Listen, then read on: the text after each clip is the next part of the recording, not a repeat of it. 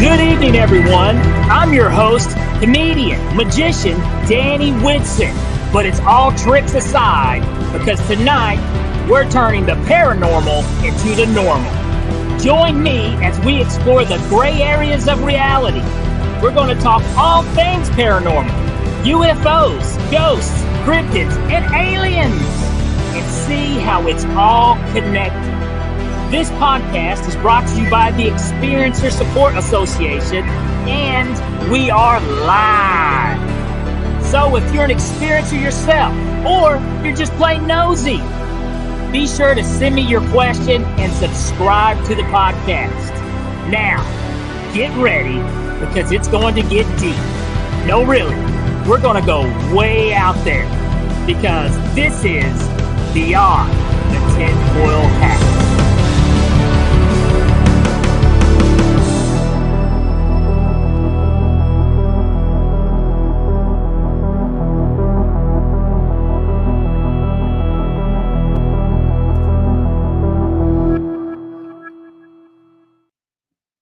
What's happening, my paranormal junkies? Welcome to Beyond the Tinfoil Hat, and I'm your host, Danny Whitson.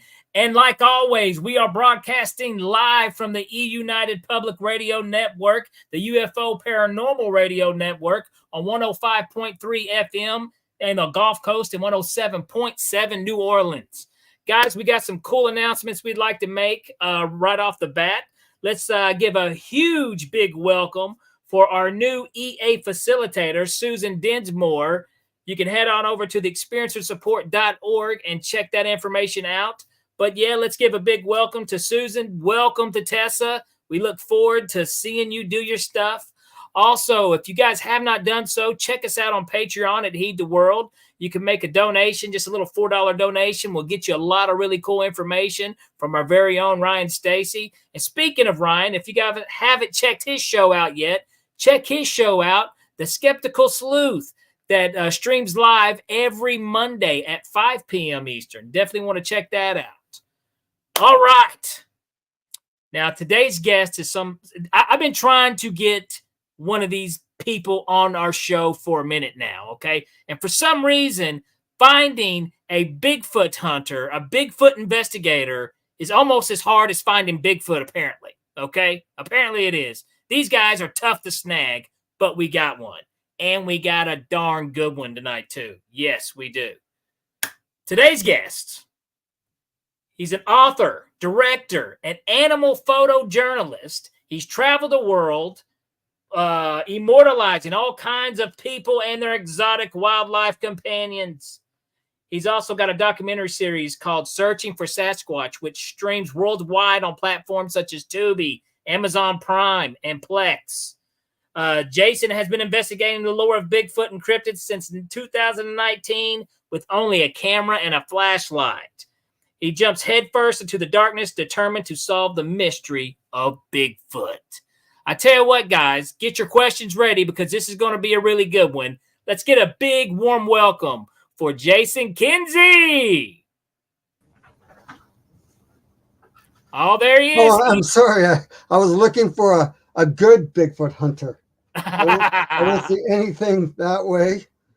Well, I tell you what, I think we got a darn good one. I'm going to be honest with you. I really do. I tell you what, Jason, if you don't mind, we gave you a nice little intro, I believe, but if you don't care, let the viewers know a little more about yourself.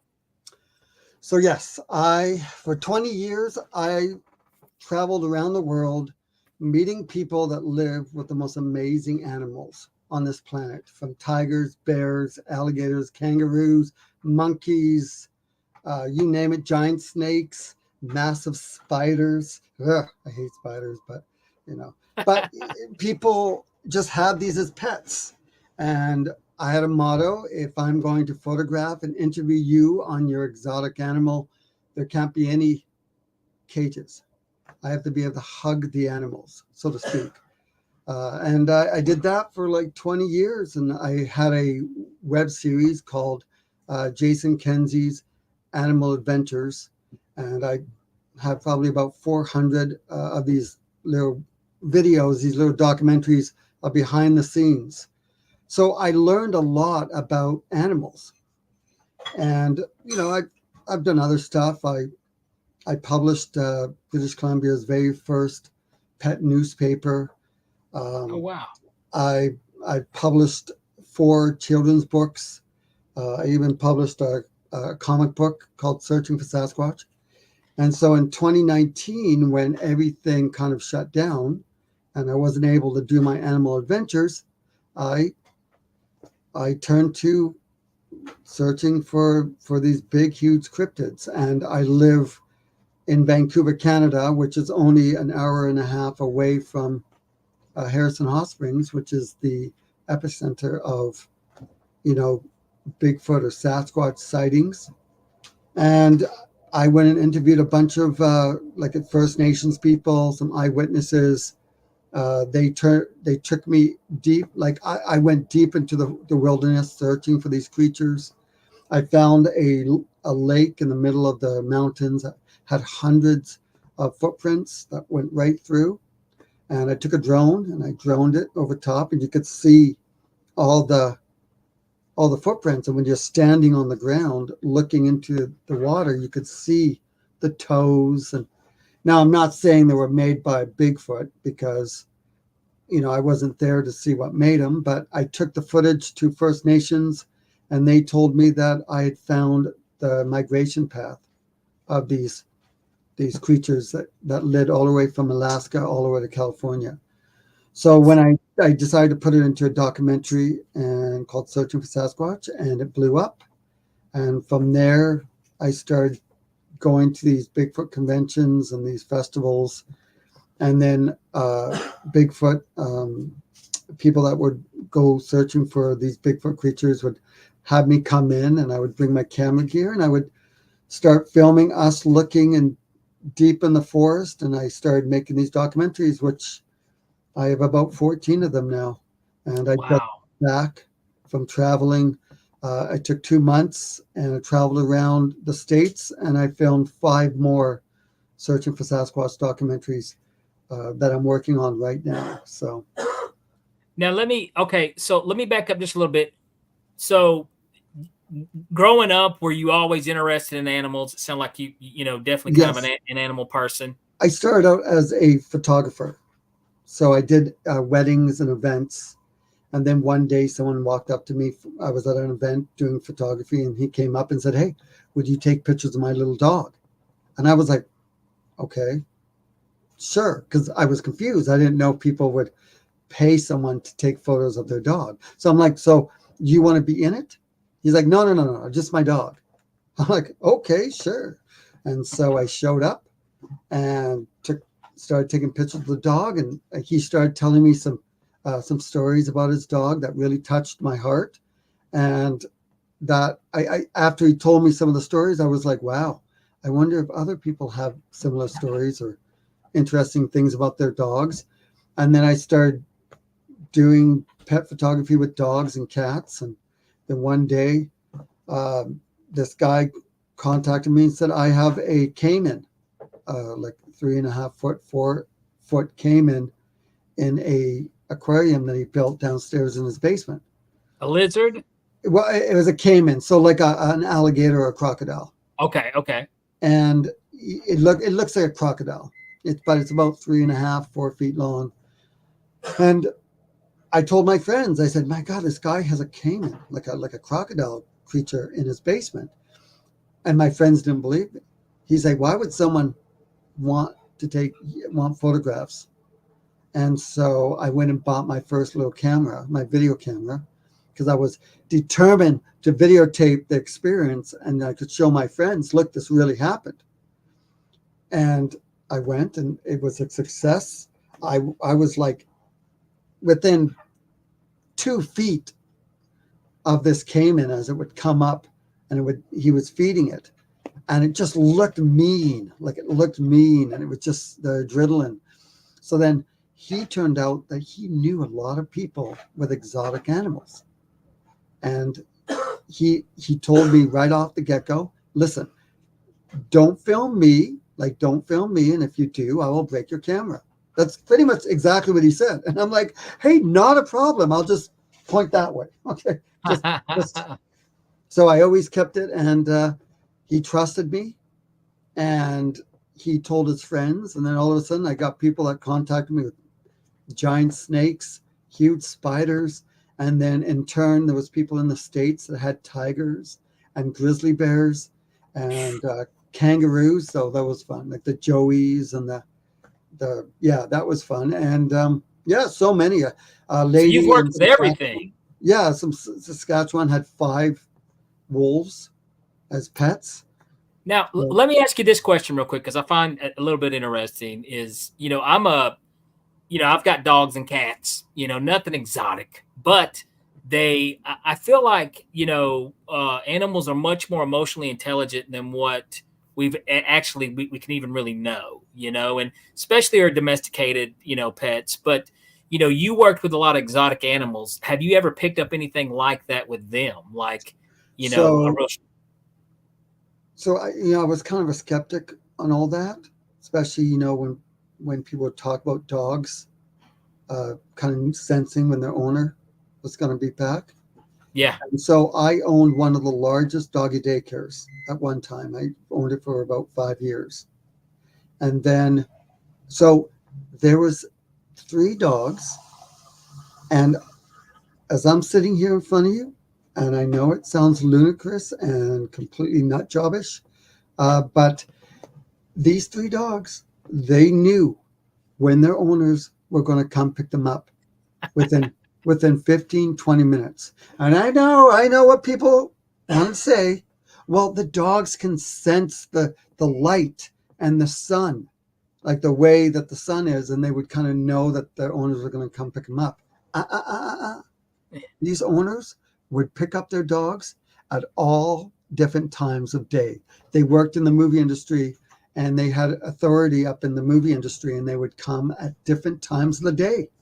They could pick them up at 12 noon, at 2 o'clock, sometimes right at 6, but every time, and I swear it's really weird, the dogs, one of them, like there was 3 different owners, but each dog, the dog would be by the window scratching and doing the little, and I would look at my business partner and say, hey, looks like Sally's owner is going to be here in 15 minutes. And sure enough, within 15 minutes, the owner would show up. It was the weirdest thing. So now when I hear stories of people saying that about dogs, I can say firsthand that I've experienced it, and it's I'm a total believer. Total believer in it. And if you think about it, if dogs can do this, I wonder if other animals, including, these cryptids known as Bigfoot. So I'm kind of a skeptic when it comes to Bigfoot. When I first started, I was about 20% believer of Bigfoot. After 14 documentaries and probably like 50 expeditions into the forest, and the stuff I've seen, the things I've heard, I'm probably a 50% believer now. And the only reason why I'm a 50% believer and not 100% is because I haven't had that daytime sighting where, the Bigfoot comes out of the forest, walks up to me and kicks me in the ass. Okay. So, and I'm the same place with you on that. I'm about a 50%. And I've seen a lot of stuff. It's hard for me to get on board and believe a lot. The best thing that I can give it, if I did not experience myself, is I will say that's interesting. Okay, that's the best. Now, I will say this though. I did see, and I don't even know the name of this video, but it was one of the best video footages I had ever seen. One of the most believable ones I'd ever seen. And most people would look at it as, you could watch the video, Jason, and you may have seen it, but somebody was filming driving past woods. And if they didn't tell you that there was something there, you would never see it yourself. Yeah. And when they paused, framed it, and you could see the figure of what looked like a Sasquatch standing there. And I thought, my God, there's something standing there. And, and if it was, when you think of somebody who was putting on a monkey suit, their intentions would be to be full blown seen. This creature, whatever it was, its intentions was not to be seen. Yeah. which by accident it happened. And I was like, wow, that is some really, interesting stuff. Now, Jason, we do get questions. I wanted Yeah. to let you know, we've got our viewers that will be sending some questions in here for you. We've got our very own Ryan Stacy here with TESA. He said, any Bigfoot sightings in Canada? Well, Ryan, I live close to Harrison Hot Springs, and so we have probably the largest um, number of sightings anywhere in the world of these Bigfoot creatures just in my backyard. And this is one reason why I went to investigate, because I talked to a few eyewitnesses and decided, hey, I'm going to start filming and interviewing them. And then it just led me from one to the next. And, even I've had some weird stuff happen in just down by, just in BC, just northern British Columbia, where I did a howl and then I got a howl growl back, and then went running up the side of the mountain to get closer to where it came from, and saw something like black, probably about 200 feet away, and it looked very gorilla-like with the cone head. And the only reason I didn't get closer is because it was just about sunset, and there was a huge patch of Devil's Club, and they were pretty high. They were probably about 6 feet high, Devil's Club. And I thought, well, I could slither around through it to get closer. But if it turned out to be a bear, which is a real threat, I would have to run through the Devil's Club. And, if I got this messed up, then I wouldn't have a job in radio, right? So, Oh, well, I tell you what, that I don't, it's hard to dismiss anything, because so many cultures all over the planet have this story of a giant ape man type creature. And, like, I hear a lot of stories on this podcast. I do. And I'm always intrigued by how many of them are so similar, yeah. And the same thing, with Bigfoot. How many stories do you think could be mistaken by a grizzly, or some big bear? Well, I mean, yeah, there's probably a lot. Like, I mean, a lot. I would probably guess, see, depending on where you are, because where I'm from, or where I live, we have a lot of tourists, like people who they stay on the trail, they go hiking in flip flops, or they just there'll be a family of them, and they'd be hiking through the forest, and they come from places in the world where they have never seen anything larger than a bunny. And so, yeah, when they come screaming out of the forest The saying idiots that that go up and pet the bison.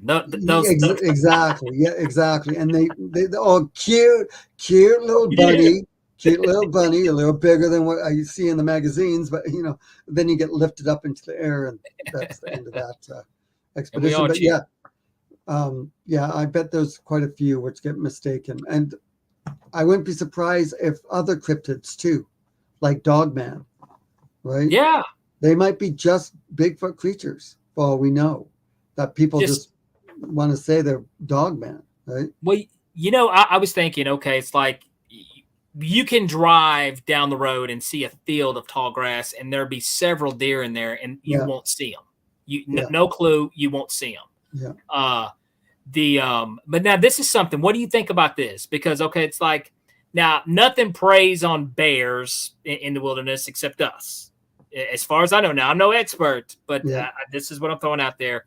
So most of the time if someone doesn't encounter a bear in the wilderness, they're kind of like in their own world. They don't, but with Sasquatch or Bigfoot, and so hard to catch, do you think there might be, would you think they would be like a top predator in their environment, or do they have this cloaking mechanism for a reason? It's master camouflage. Yeah.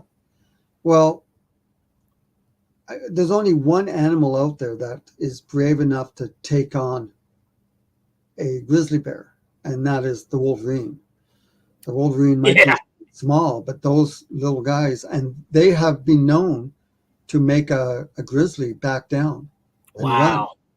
So, but yeah, obviously the Bigfoots, they, you know what, I wouldn't be surprised if Bigfoots avoid the bears, right? Because even though a Bigfoot could probably take out a grizzly, it would be a huge match. Like it would be a huge fight with a grizzly and a Bigfoot. So you have to know something about animals. No animal on this planet, like especially, you know, like wolves, bears, any of these predators, the last thing they want to do is get injured trying to catch their prey, because a nick in the wilderness could lead to death, That's right. right? So that's why a lot of cougars and a lot of cats and even, you know, wolves, they'll come after you from behind, right? They come from above or they come from behind because they know that they don't want to, you know, they don't want to go head on. And so I bet grizzlies will probably avoid bears unless they know that the grizzly bear or the black bear is wounded or weak, right? Absolutely. That it happens all the time. If it's weak, then it'll take advantage. But You know, something's as Sasquatch literally going out and stalking grizzly bears to kill them to eat or whatnot, I think that would be the last predator they would go after because of that. so would you think they would be more like meat eaters or herbivore? Well, it's a hard one, but I've interviewed so many people who have said, like I've interviewed farmers who said that they've literally seen a Bigfoot walking into the forest with two cows under each of their arms. I've interviewed a guy who lost his dog. His dog got taken, and he saw the Bigfoot carrying the dog, and the Bigfoot turned around, and he said he was so traumatized because his dog wasn't killed, wasn't dead, and the dog just looked at it with big eyes, and he remembers seeing the eyes, and no, and he knew it was as if the dog knew that that was the last seconds of its life as the Bigfoot turned and walked off. And he said he couldn't sleep for days because every time he closed his eyes, he would just see his dog, which was like a yellow lab being Oh carried my out. God, that's So horrible. and I've heard, I don't know how That's many horrible, times, Jason. That's horrible. I don't know how many times I've interviewed hunters who have literally seen these creatures running after and catching deer or walking through the forest. Even I have found deer ripped apart and hanging from trees, Oh my God. like wrapped around and hanging. And I wish I had a ladder with me. I could climb up and get a better look. But, you know, when it's 30 feet up into the air, like up, you know, I can only see it from down on the So, ground. what do you think? Do you think it's just another type of species that we've never? Because what was it? The 1930s, the 1920s when we discovered gorillas. Yeah. You know, so I mean, do you think it's just another species of you know, some type of animal, or do you, and some people, a lot of people tend to connect it to almost like a paranormal Yeah. feeling. You So know, I interviewed a lady who she does what is she channels this godlike being called Pax through her, and Pax writes books. Like she'll go into a trance, and this Pax paranormal, you know, will come through her, and she would write these books. And when I met her, I asked her, "Could you ask Pax what are Bigfoots?" And so the next day, she contacts me. She goes, "Pax has written to you what Pax is, what Bigfoot is." So I went to meet her, and I got this piece of paper that was really nice. Like the handwriting was perfect. And it basically said that the Bigfoot creatures were brought here by aliens, and the aliens used the Bigfoots as their worker ants, and these Bigfoot creatures got loose, or they escaped, and they were able to run off into the forest. And then these creatures mated with humans way back in the day, and through Geno and over the years. And so, and then at the same time, 2 years later, I interviewed another lady who can mind speak with these Bigfoot creatures.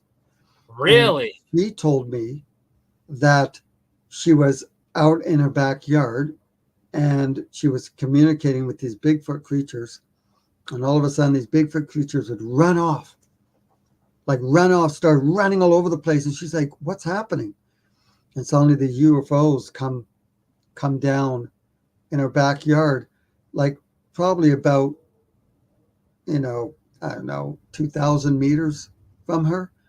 And a beam of light would come down, and then they would drop these giant robot Bigfoots.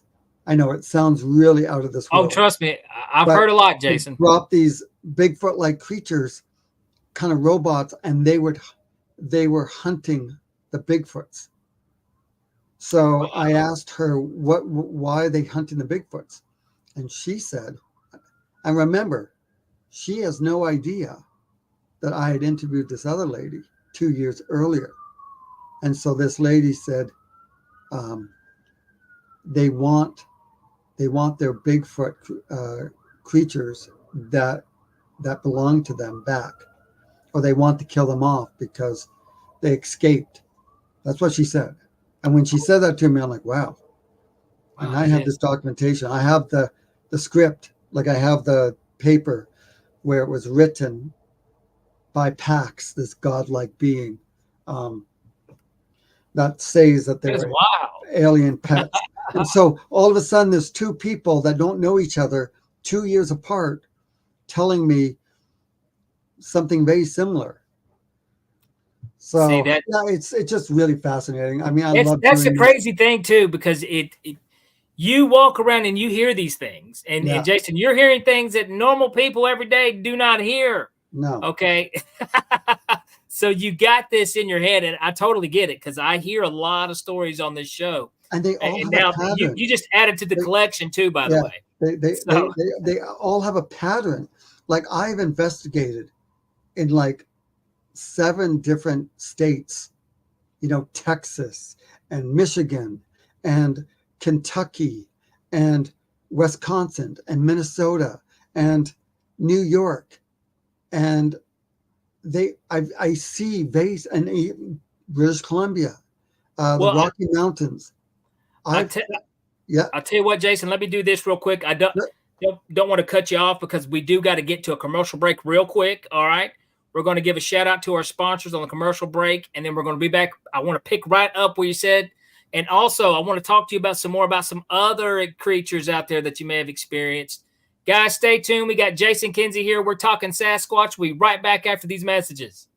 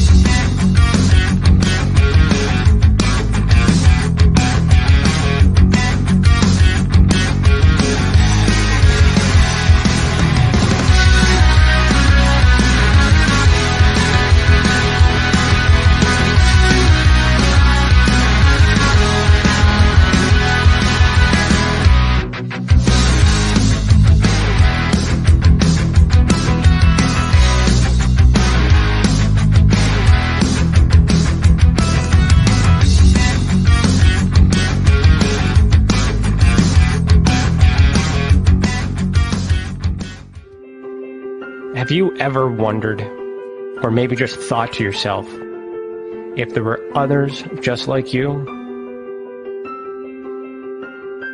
You know, people with extraordinary abilities, psychogenic advancement, and perhaps unique intuitions. Maybe you just wondered if there were other people who experienced unimaginable, unexplained, or even unusual and paranormal events. Are there people who have more questions, more fears than answers? Well, you're not alone. You've never been alone. We believe you. Sign up for EA today.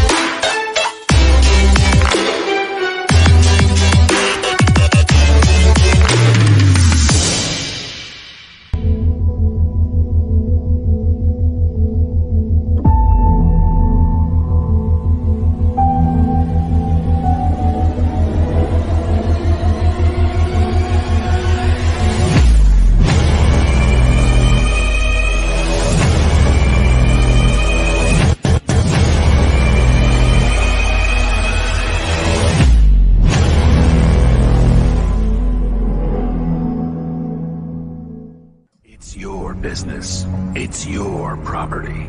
Your assets are worth protecting. Blacklight Investigative and Surveillance Services specializes in patrolling and inspecting residential or commercial property against fire, theft, vandalism, terrorism, and illegal activity. People and buildings are monitored to prevent crime. Keep your property, your people, and your assets safe from threat. Our elite staff are dual licensed private investigators and security guards. Blacklight Investigative and Surveillance Services. Go to blacklightiss.com.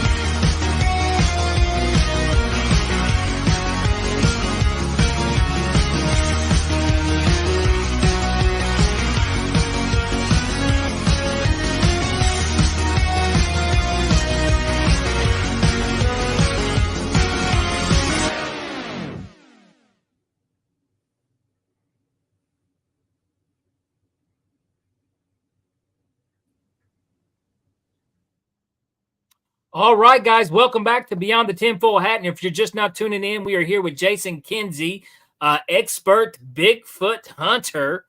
Now, Jason, sorry, I hated to cut you off there. I had to squeeze in there to get the commercial shout out in there. But if you don't mind, you were talking about kind of everywhere. You were naming places everywhere you were at, correct? Yeah. So yeah, I've been to so many places, but it's interesting how I see very similar things and hear similar stories in all these places, and they're so far apart from each other, like similar tree structures, similar stories, and the howls and the roars and the growls and the eye shine of the creatures that just peek from behind the trees. Yeah, there's so many stuff that I've filmed, and you can see all this. With some of these stories now, I would love to, interview people with have the, like what you get to do. To me, that just sounds super interesting. Is do you think is there still kind of like where people are afraid to come out and talk about it? Like it exists in the UFO world to where people are still afraid and nervous to come out and talk. And that's one reason why we got this podcast and experiential support where it's safe to come, tell your story. Yeah. Have you ran into people I just want a percentage of hunters, because a lot of your people who go out and hunt, especially where I'm from Tennessee, and you got these good old boys that they don't, bleed, ain't nothing going to scare them. No telling what they've seen that they're just too afraid to tell anybody about because they don't want to think they're, crazy. Yeah. No, there's been a few people who, I begged them to come out and so I can interview them, but they would refuse. And sometimes they have like the best stories too. A lot of times people are okay going on camera, and it's interesting. That's for sure. I mean, I have this audio of this roar that was captured in Minnesota.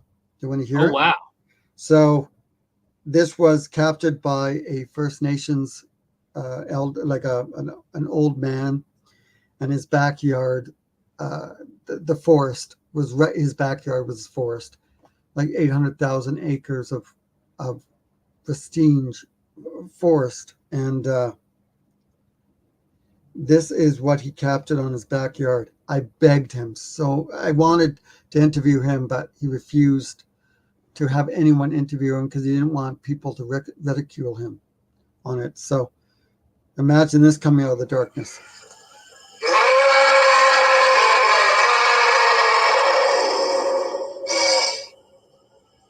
Oh, no. Is that crazy? So I'll play that. I'll play that a needle up my butt with a sledgehammer.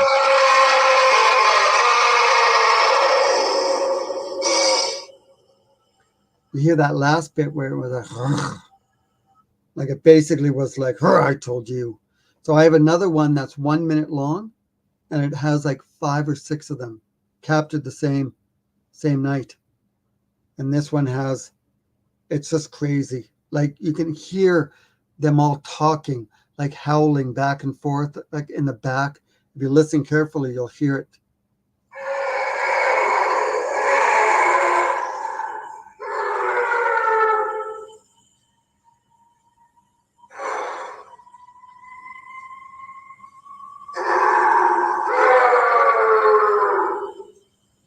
You heard that one howl in the back. Give it a second. Sounds angry or scared. Give it a second. They all go nuts.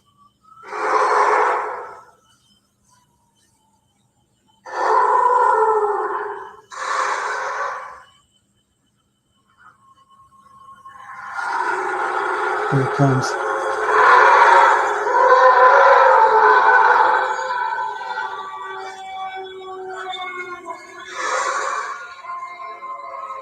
And that's not coyotes.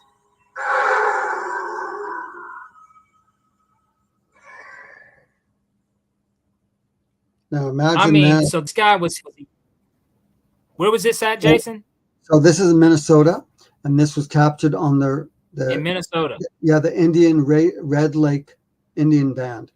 And so they have a huge lake, and around the lake is thousands and thousands of acres of forest that no one's allowed to go in. Like they don't allow people to go into the forest. Even they don't go into the forest, especially at night. When they go hunting for deer, they stay in their trucks, and they'll drive down the road, and that's how they do their hunting. They won't dare go into the forest. So when I show up with the she squatchers, we told them that we're going into the forest at night to see if we can find evidence, and they just totally thought we were crazy. In fact, I bet they were planning on, okay, search and rescue, be prepared. Okay. Some short, crazy blonde guy with these other people are going to be going into the forest at night, never to be seen again. Now, if I heard something like that in the woods, I'm going to be honest with you, I don't think I would ever go back in the woods ever again. Well, I've heard that in real time. Like if anyone, looks up searching for Sasquatch 5, the Texas Screams, we had so many of them howling and roaring at us and screaming at us all around us for like an hour. It was crazy. And I'm sitting there filming it. And it literally got to the point where it went on for so long that this is exactly what was happening, like closer to the end of the hour. So yeah, so what are you going to be eating? Going to be having some hot dogs? Oh yeah, that's another howl. Okay, so anyway, what about those hot dogs? We're gonna, like, it got to the point where they were just howling all around us that we got numb to it. We're like, okay, shut up! I'm trying to sleep. And they were just, yeah, it was crazy. And that you can find that in my documentary. You can find videos like my documentary where I walked up on something that was looking at me 7 feet high and it dropped to the ground. Loss of eyesight. Why do you think at night is whenever they make their noise? Why? Well, for one thing, I don't know exactly why they howl. For one thing, what has happened is we come driving up in our vehicle, and instantly when we stop to get out, there's a howl or a knock, as if they're telling him, hey, look, it's that stupid blonde guy. He's back. We're going to eat him first. But we're sitting around a campfire one time in Minnesota. We're in this area. We're investigating those sounds. We're looking to see for evidence. We've been sitting around the campfire, and we've been there for about a couple hours. Nothing's happened. Beautiful out. Stars. We're counting the shooting stars that were happening. And I stand up and I said, you know what? I want to do a howl. Obviously, a couple of the investigators I were with, they rolled their eyes and said, no, don't do that. It's stupid. You know, you just look silly doing the howl. It doesn't do anything. And I'm like, well, we've been here for 2 hours. Let me just do a howl. I want to look stupid. They're like, fine. So I did a howl as I'm sitting in front of you right now. Literally within like 30 seconds after I did the howl, we got a howl behind us.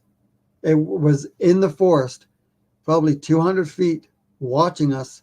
Then all of a sudden, after that howled, they howled. And I caught that on film. I was actually in the middle of talking, like I howled, and I'm like, okay, there's nothing, blah, blah, blah, blah, blah. And suddenly it howled. And I'm like, oh. So what did I do? Me and one of the sheep squatchers, Tammy, went darting into the forest, looking to see what made that sound.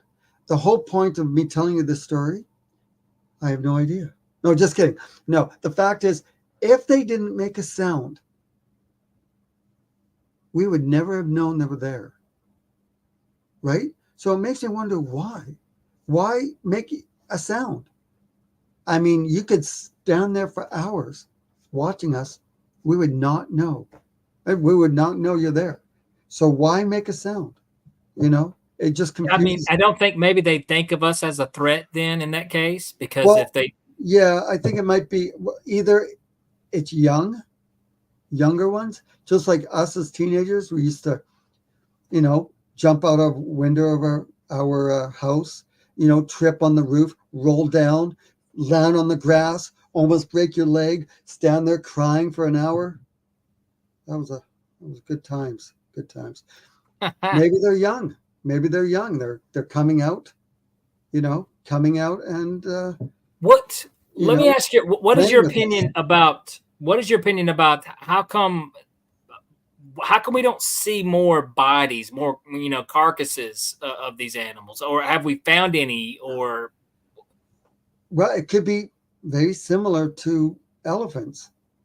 For years and years and years, they never found an elephant body until one day, a few years ago, they stumbled on a massive grave site of thousands of elephant bones, like thousands of full body skeletons.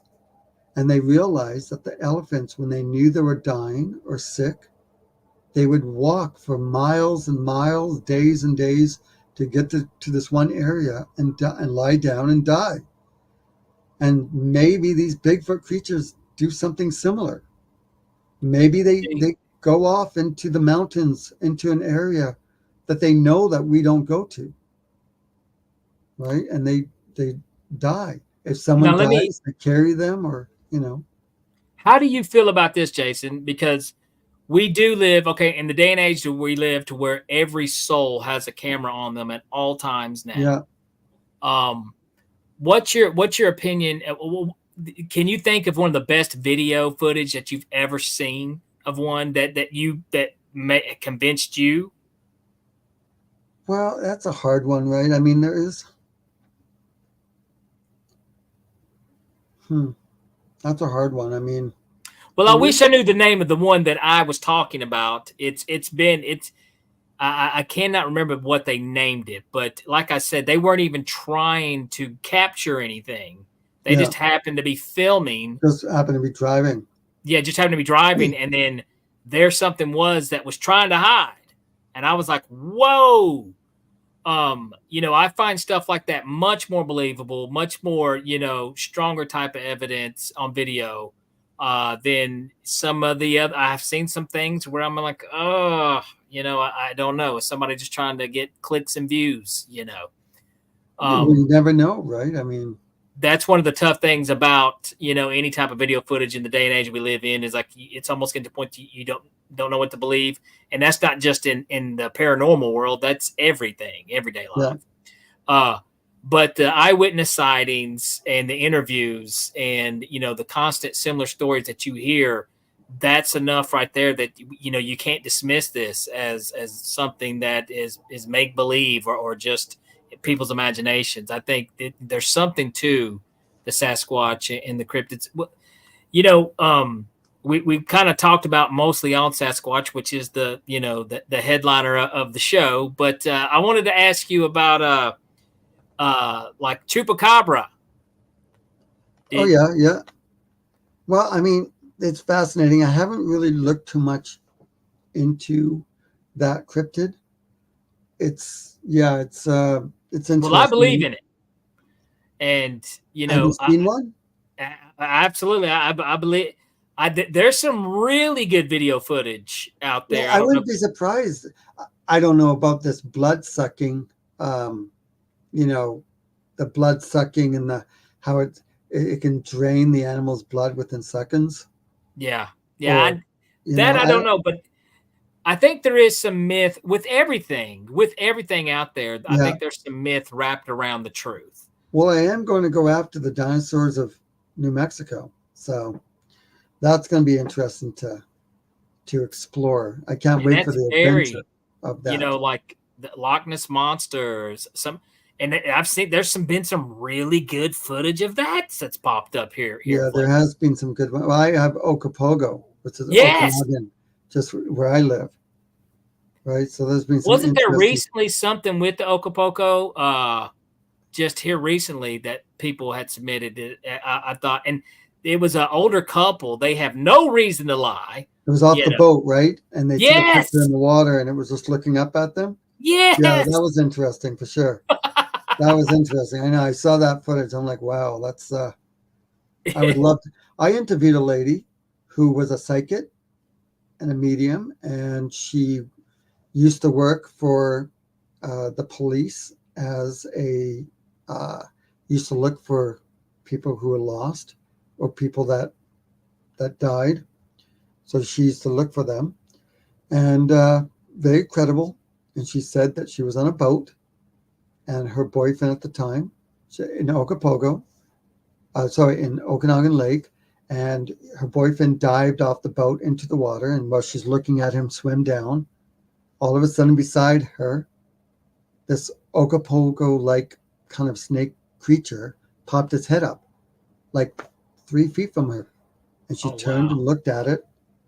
And I'm pretty sure she thought to herself, please don't eat me. And then she's like, please don't eat my boyfriend. That's what she said she thought.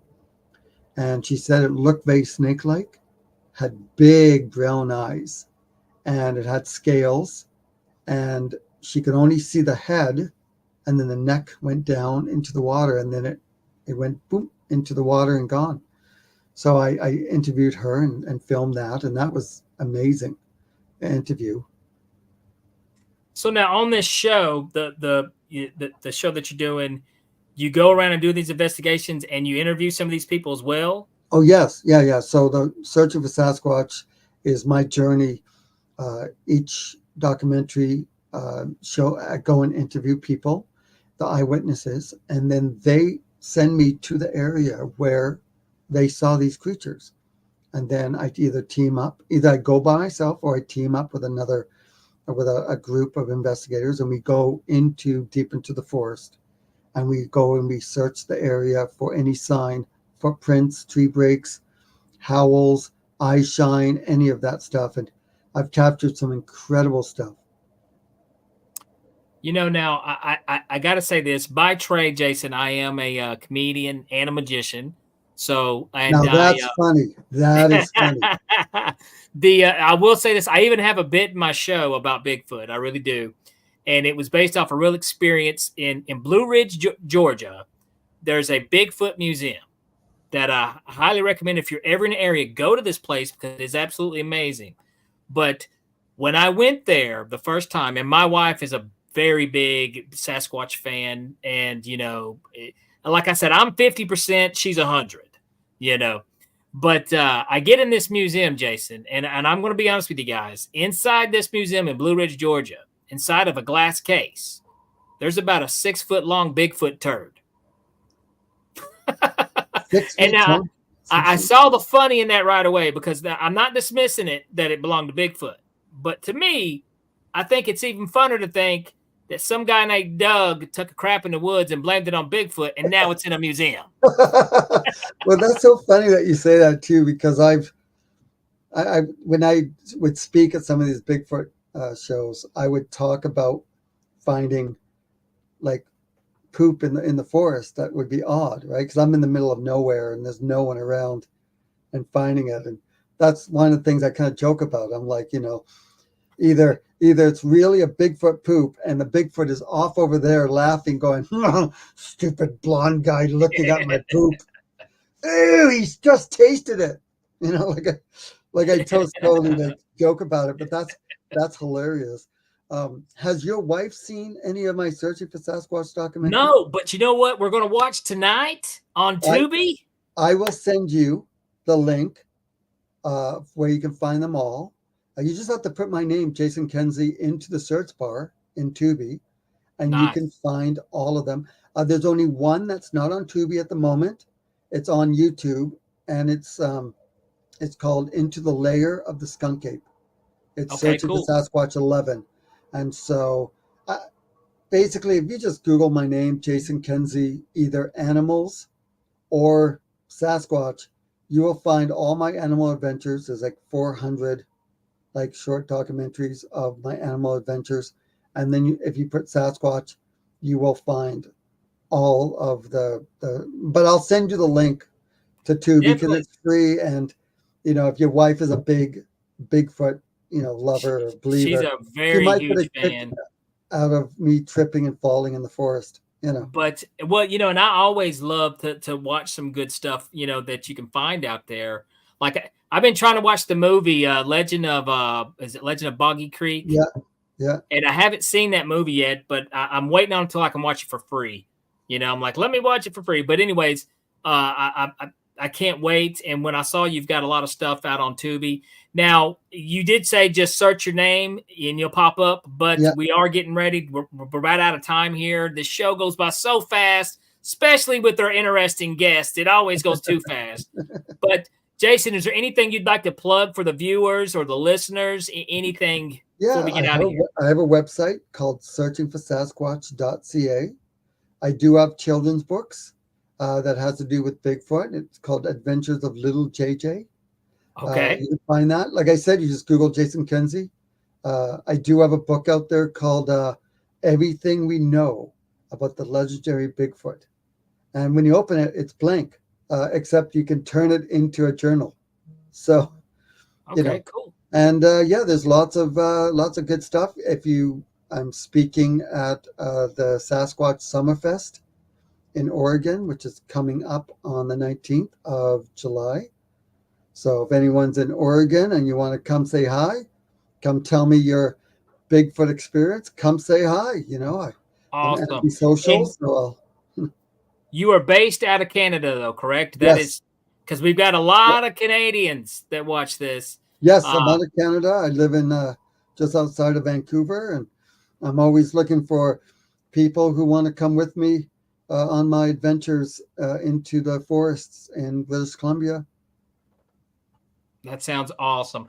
Well, I'll tell you what, Jason, I'm going to search and I'm going to see this show on Tubi tonight. Me and my wife are going to watch it. And definitely, man, we got to get you back on the show. We got to get more, because I feel like there's so much more that we could talk about. Well, I've done paranormal documentaries too. There we go. See, I've done 2 of them, and the third one is coming up. It has to do with the Story Inn Hotel and the Poplick Monster. Awesome. I tell you what, Jason, this has been a blast, man. Super interesting stuff. Really cool stories too. Really cool stories. But I tell you what, guys, be sure to check out Jason. Search Jason Kenzie. It'll pop up YouTube. Check out the documentary on Tubi. Jason, thank you so much for coming on Beyond the Tinfoil Hat. Thank you so much. You have a great one. All right, guys. I told you this was going to be a cool one. A really cool, interesting episode. Like I said, I think this is the first Bigfoot guy that I have interviewed. So, and I've been dying to talk to somebody about these things because I'm curious. I am. I'm still very curious. And, I know there's something going on out there. I just don't know what. Guys, if you have not done so, like I said earlier, head over to Patreon, Heed the World, show us some love on Patreon, make a little donation. Also, we want to give a shout out again. Hey, welcome Susan Dismore. Welcome to TESA, our new facilitator. Also, if you guys have not done so, be sure to like and subscribe to the podcast. Tell your friends wherever it is you listen to podcasts, check us out. Also, subscribe and check us out here on the YouTube channel. All right, man. You can watch it while we're live streaming, or you can watch it later, but be sure to subscribe and check us out. If you guys would like to learn a little more about me, your host, Danny Whitson, yes, I am a comedian and a magician, and I believe in ghosts, Bigfoot, UFOs. I believe in all the cool stuff. But if you guys would like to learn more about me as well, head over to Instagram at supermagicboy, and you can give me a follow, or you can go to my website, DannyWhitsonMagic.com, and I post where I'm going to be if you'd like to catch a show. Yes, I travel everywhere. I do shows everywhere. Come out and see my show. I would love to see people in the audience who watch this show, because this is my kind of people, my favorite people. All right. I tell you what, guys, also, we cannot forget this, one of the most important parts. Okay. We are broadcasting live from the E-United Public Radio Network and the UFO Paranormal Radio Network, 105.3 FM, and the Gulf Coast at 107.7 FM, New Orleans. Guys, this is Beyond the Tinfoil Hat. I'm your host, Danny Whitson. See you next week. All right, that does it for this episode of Beyond the Tinfoil Hat. A big shout out for tonight's awesome guest, and a bigger shout out for everyone who tuned in. And if you haven't done so yet, be sure to subscribe to us on YouTube or wherever it is you listen to your podcasts. And like always, be sure to stay curious, heed the world, and keep the paranormal normal. I'm your host, Danny Whitson, and this has been Beyond the Tinfoil Hat.